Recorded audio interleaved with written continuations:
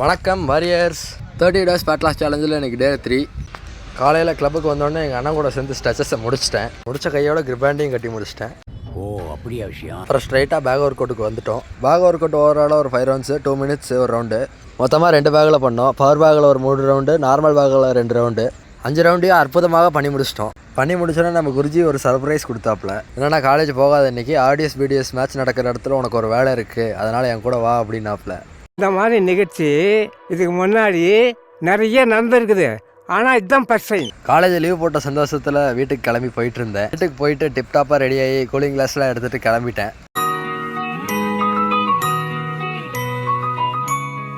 அங்கே போனால் வீடியோ எடுக்கக்கூடாதுன்ட்டாங்க, அதனால் சின்ன சின்ன கிளிப்ஸ் மட்டும் எடுத்துகிட்டு இருந்தேன். அதில் ஒரு கிளிப்பு தான் இது எங்கள் சார் பையன்தான். பசங்க கூப்பிட்டா வரமாட்டேன்னா, பிள்ளைங்க கூப்பிட்டாலே ஓடி போயிட்டான். வரண்டா சின்னசாமி. சரி, அதை முடிச்சுட்டு வீட்டுக்கு வந்து சாப்பிட்டு தூங்க போயிட்டோம். வழக்கம் போல் கீப் ஃபைட்டிங் வாரியர்ஸ்.